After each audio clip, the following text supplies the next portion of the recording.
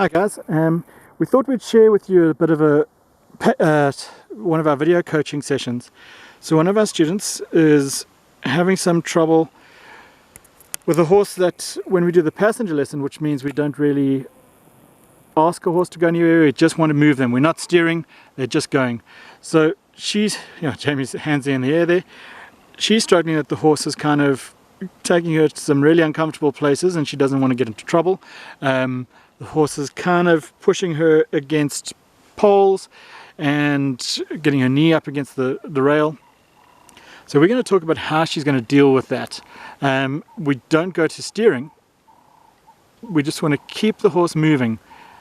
So all this does is let the horse move out freely without us interfering. The more the horse can move forward without steering, the more forward they're going to be able to move happily.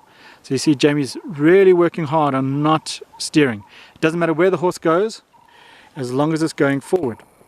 And not into certain death. And not into certain death. So there Jamie picked up to steer because he's going straight into Cherokee. See how close Jamie's getting to the fence there? That is probably what's happening with our student. And Jamie turns him into the fence and then away. And puts a lot of energy into that turn, so it really becomes a bit of work for the horse. Now it's not a punishment, because horses only ever do what they think is the right thing to do or what they think they need to do to survive. So one of the problems that came up that we gave this exercise to the students originally is that the horse kept heading for the gate. So we often give this exercise, if a horse keeps going to the gate, we'll do a passenger lesson. If the horse gets to the gate, we're going to do a little bit of work on whatever we need to work on. So when they're left out here and they're moving, they get left alone. As long as they're moving, they get left alone. If they go to the gate, we will work on whatever we needed to work on that day. It's not a punishment. It's just, oh, we need to work on this, and this is where we're going to work. And that gate stops becoming such a sweet place. The reason horses go to the gate is that's where their session ends and they get a great release. It's a completely sensible thing for the horse. They go from being asked a ton of things to getting out of it and going back to their friends. So that is why they get gate sweet. It's not gate sour, they're actually quite sweet on the gate. And this is the exercise we do. Now if the horse goes into any area that's not really desirable, we do the same approach. We will work on something. So in terms of if they direct themselves towards the fence to kind of brush you off, what they're doing there is, well, if I brush the rider off, I can get to the gate and get my release. It's not a plot against you.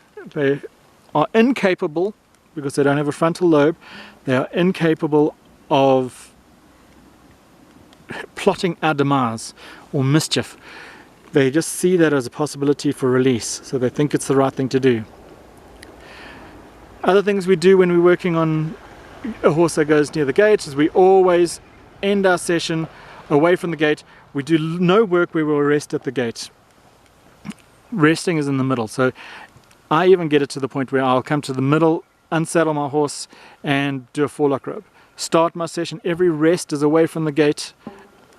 If they're going to pull towards the center, that's far better than pulling towards the gate. And once that they do start pulling towards the center, then I'll move my resting position away from there. So those are some of the other exercises we do. But this is by far the most effective. All we're looking for is forward. And if a horse pulls towards the gate, let's say I wanted to work on rollovers on that day, I will go to the gate and I'll let the horse go to the gate and I'll work on my rollovers over and over and over. And the first time I ask my horse forward and it goes away from the gate, I'll take off pressure, maybe get far out and give a release somewhere in the middle, or as far out from the gate as you can get. If I wanted to work on circles, a particular circle on that day, I will do my passenger lesson. The horse goes near the gate, I will pick up and work on my circles until the horse wants to go away from the gate. Let's see if Sonny pulls towards that. No, he's fine. He's staying away from the poles now, because the poles were a bit of work. He had to do that very energetic turn into the poles, into the fence.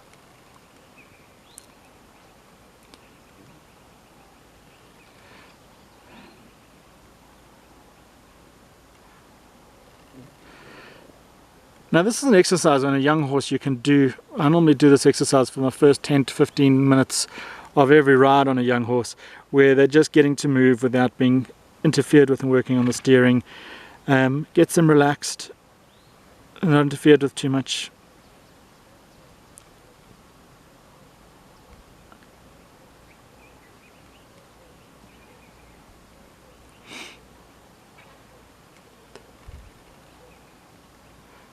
I think Jamie's steering here to try and imitate the behavior that Lida's horse does.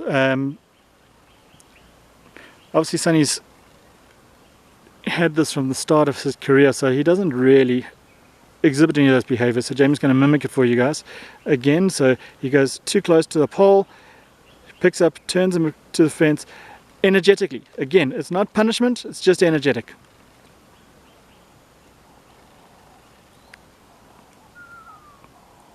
And she's going to rest far, give the release and a rest far away from the gate.